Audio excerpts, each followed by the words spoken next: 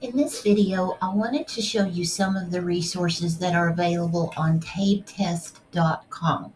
This is different than the DRC Insight portal where you pull the profiles. This is TABETest.com. And one of the things I wanted to show you is here on the home menu. If you just go up here, if you're not already on home and click home, I was already there, but scroll down and you will see a lot of little rectangles with different icons and different information in there.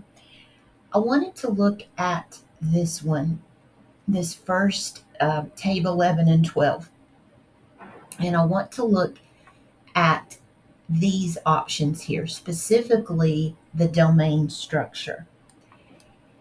If you click on domain structure, this will let you see the domains that are tested on each of the subjects of TABE.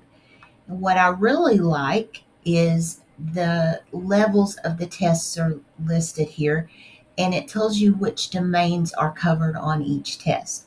So for example, if you have a literacy level student, that student is going to get all of these domains.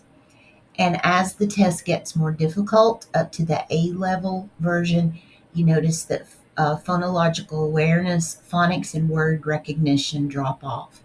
So once your student gets to an M level, they are not tested on the phonics. Those are literacy and easy level skills.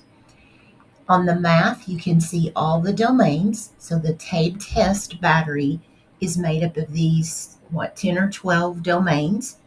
And this gives you an idea of where you can expect to find those. One thing that's interesting to me is that geometry is covered from literacy level all the way up. So it is in every single test that you will have on TABE, you will see geometry. So that tells me to begin those processes early, teaching geometry from the ground up.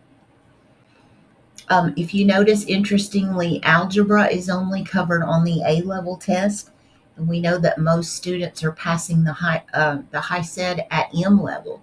So in theory, they can get by without having to do functions in algebra. If they know through statistics, they should be able to pass the M level.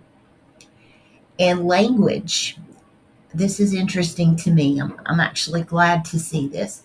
The conventions of standard English begin at the literacy level and go all the way through the advanced level. So that tells me that this domain is very important to cover, regardless of the level of the student.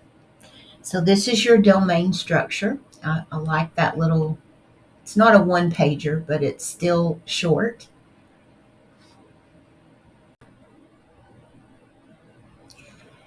Another feature that you may be interested in is found in the TABE resources. So if you come over to your fourth menu option to resources, there's quite a bit here, and I'm not going to go through all of it. I just wanted to call your attention to some of the things.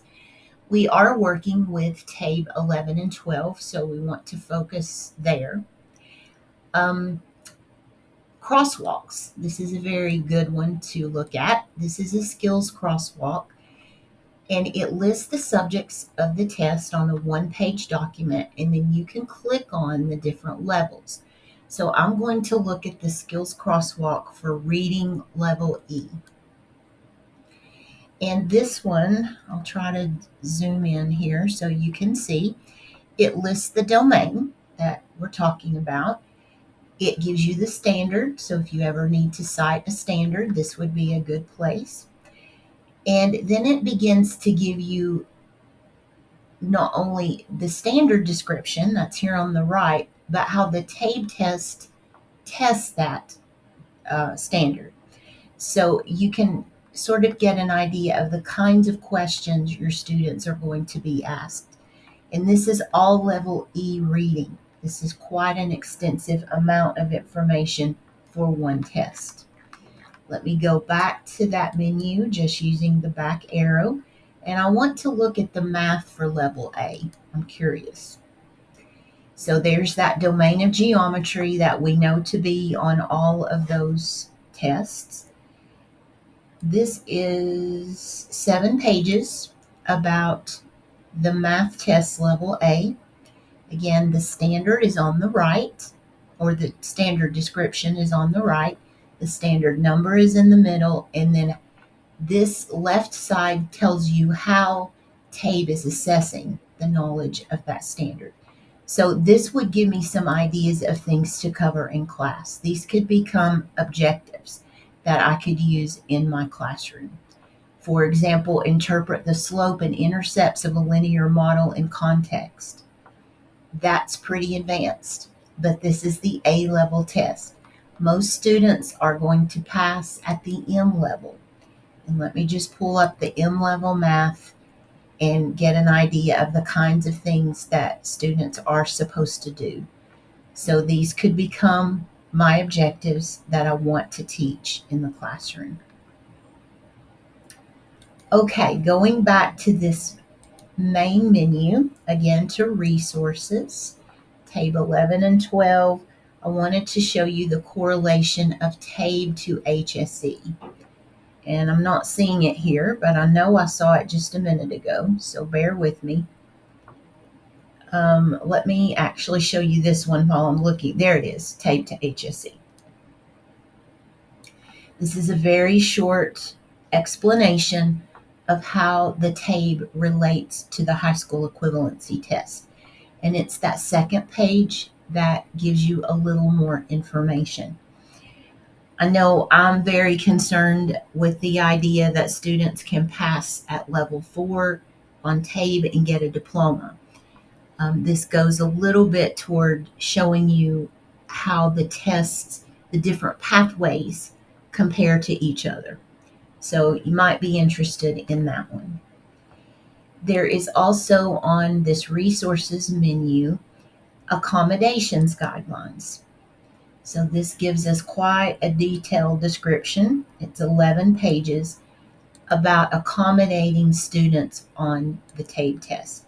It talks about the different categories of accommodations. This is just good general knowledge. It talks about interpreting the test results, individual performance. So if you have students who need accommodations, this is a good place to look at those and the categories they're in. Some of the categories require, I believe, a psychologist documentation, and others don't require anything.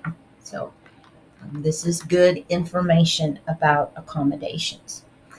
And the last thing I wanted to show you is the blueprints, if I can find those. We looked at crosswalks. Here are the blueprints. Practice items, blueprints, and testing times. Blueprints just give you the structure of the test. This is sort of like the HiSET at a glance. You can look at these different levels and different subjects and learn exactly which skills your students will be expected to know. For example, for the M level reading, students are tested on 3 domains. And remember, they can get a diploma on this subtest at the level M. So the biggest percentage is key ideas and details. Second to that is craft and structure. And third is integration of knowledge and ideas.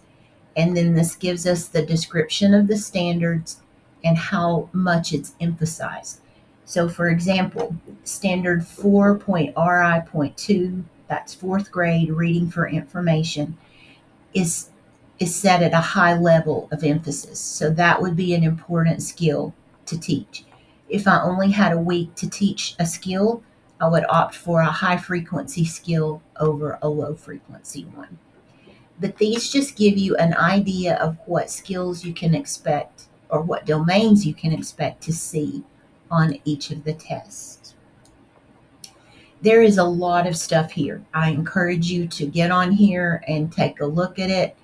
You can, I believe, link to the portal from here, but this is TABETest.com.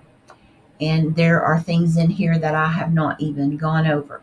Here are some test taker tips for students. I think that's a good one-pager that you might want to.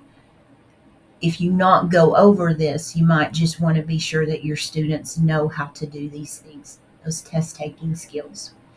So hope you find something useful on here. Again, this is tabetest.com.